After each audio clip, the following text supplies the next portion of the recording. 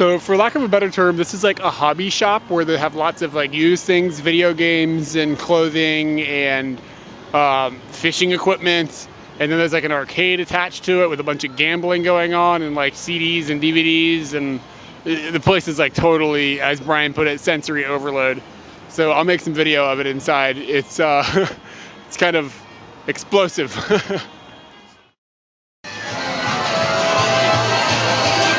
These are all just like, you know, see if you can pick up the item and drop it in the thing, vending machine style things.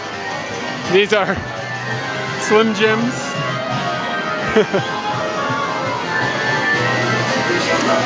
It's really loud, you can probably tell.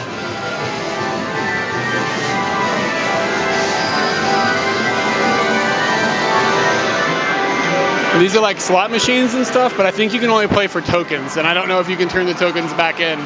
Gambling is illegal in Japan, so I'm not really sure how that works. They do have loopholes that they use sometimes. And these are like cards, like magic cards, but for whatever Japanese game. Sometimes they use these in arcade machines, where you'll see like an arcade machine with a big electronic table, and you can put your cards on it, and it makes things like do things in the character. The characters in the game actually do things. So you have to have like specific cards to unlock powers, or who knows, I don't know. And then this is just all like used video games and stuff.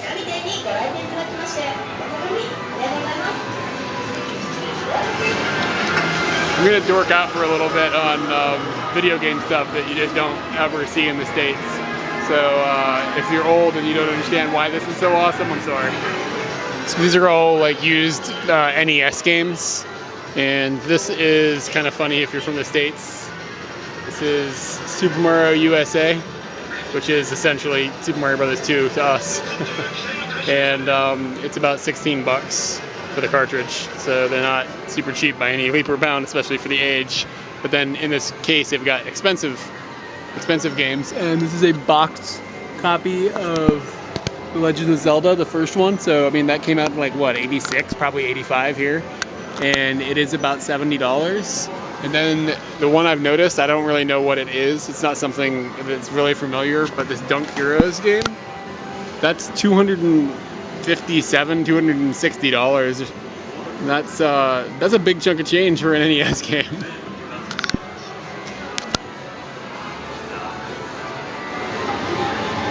This is a Nintendo Gamecube, and it's gotten it comes with an add-on that goes into the bottom of it that lets you play Game Boy Advance games as well.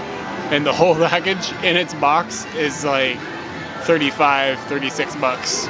So it's not that bad, I guess. This is a Neo Geo CDZ. I've never even been in a room with something like this. And it's about $260. This is a Famicom emulator. They're kind of all over the place here. Oh, here, there's a real Super Famicom. How about that? It's like Nintendo games and Super Nintendo games. Something that's interesting about the Nintendo games here is all the cartridges are different colors. And in the States, they're almost all primarily gray. I mean, you get the Zelda games that are gold or some other various colors very rarely, but this is like the thing. And I mean, they have a lot of them here.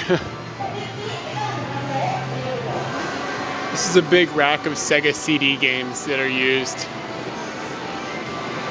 Yeah, this is a Super Famicom I'm playing. I'm playing Donkey Kong Country. Everything's in English on the actual game, well, most of the things. And I'll tell you what's odd is if you played a lot of Super Nintendo, the buttons on this, they're all curved up. On the Super Nintendo, they curve the Y and X buttons in, I believe. I think it's that, not these, but it's weird. Like, my thumb knows the difference. I mean, it's been, what, 20 years since I've actually seriously played it, but it's a notable difference. I think we've done ours has got a little bit better of a button scheme, to be honest. We've got a bunch of, like, guitars and musical equipment in here as well. This is a weird combination of product. Doesn't make a bunch of sense. Not sure why there's a TV in the floor. Tab books. Interesting. And this is just like sports stuff, like surfboards, wetsuits, football or soccer shirts, and a kayak. And then right around the corner is fishing gear if you want to do your fishing. And video games is right next to it and behind us, and you can gamble in another room. It's a weird store. There's a lot going on in here. There's a raft. Then down in here is like used clothing and stuff, and they've got shirts that you'd see in like Goodwill in the United States. They're like $50.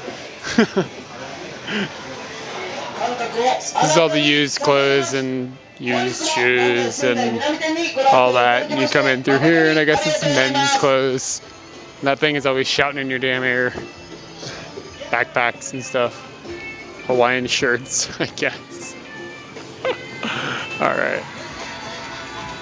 This is all used toys over here.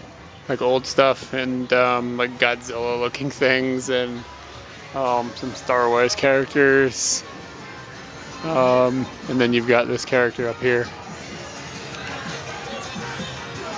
I guess. And then like the overtly sexual models that Japan is so famous for. And what in the world? And we were in here before, and we found something really cool. I'm looking for it to see if I can come across it again. I don't remember where it is. And it's just weird, some of the things people collect. Especially here. This fellow, you might be familiar with his brethren. He's all over the place.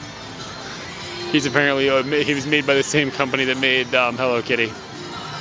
And now he, you know, if you're on the internet, you understand. Oh, look at this. It's not so bad. But yeah, the store is crazy. It's really, really just an explosion of noise and colors and flashing stuff, and I'm very lost. It's a lot bigger than you think it is, probably from the video. The store, it's not like as big as a Walmart, but it's bigger than it should be.